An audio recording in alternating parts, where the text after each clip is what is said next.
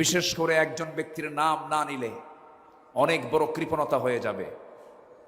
এদেশের তাফসীর মাহফিল অঙ্গনের নক্ষত্র, কিংবদন্তি, সুপারস্টার মরহুম মকবুর শহীদ আল্লামা দেলাওয়ার হোসেন সাঈদ রাহিমাহুল্লাহ। সম্মানিত ভাইয়েরা, আলেমদের অবদান কি শুনুন, একটু বলি। 2009 সালে আমার জীবনের প্রথম হজ ছিল। আমি 2009 সালে হজে যাই। সেই বছর ছিল আল্লামা সাঈদ রাহিমাহুল্লাহর জীবনের শেষ হজ। সেই হজ তার জীবনের শেষ হজ ছিল। রয়্যাল গেস্ট হয়ে তিনি গিয়েছিলেন হজে। মিনা, মুজদালিফা, আরাফা একই বছর হজে ছিলাম। হুজুরকে প্রশ্ন করা হলো, হুজুর দেশের অবস্থা খুবই খারাপ। টিপাই মুখে বাঁধের আন্দোলন তখন চলছিল সিলেটের দিকে। সেই সময় তাকে বলা হলো দেশে আন্দোলন চলছে, ওইদিকে মামলাও রেডি হয়ে গেছে, ট্রাইব্যুনাল গঠন হচ্ছে, আপনার মনে হয় এই দেশেই থেকে যাওয়া ভালো হবে। সৌদি গভর্নমেন্ট আপনাকে নাগরিকত্বও দিবে, আপনি দেশে থেকে যান। উনি মুস্কি হাসি মেরে বললেন, সাইদি পালায়া থাকে না। কি সাইদি পালায়া থাকে না?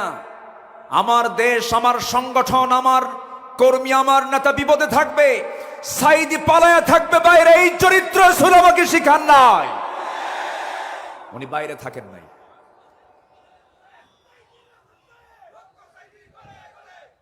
উনি ফিরেছেন সাহসিকতা নিয়ে। ফিরেই তিনি 2010 সালের 30 জুন গ্রেফতার হয়েছেন। সেই 2010 সালের 30 জুন 2023 সালের 13 আগস্ট, এই 13 বছরের মতো এই দীর্ঘ সময় তিনি যে জেলখানায় ছিলেন, তার মুখে কি কখনো হতাশার কোনো ছাপ দেখতে পেয়েছেন আপনারা? শেষ বিদায়ের সময় তার মুখে কি কান্না ছিল না হাসি ছিল? তিনি হেসে বিদায় নিয়েছেন। গোটা জাতিকে তিনি কাঁদিয়ে রেখেছেন। সম্মানিত ভাইয়েরা, যার বক্তৃতা শুনে অসংখ্য পথহারা মানুষ পথের দিশা পেয়েছে, অবাধ্য সন্তান বাপমার সেবা করা শিখেছে তার বক্তৃতা শুনে।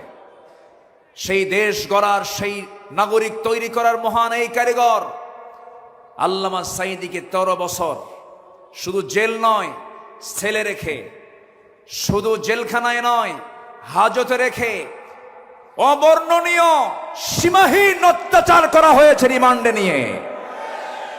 চোখের পানিতে জায়নামাজ ভিজে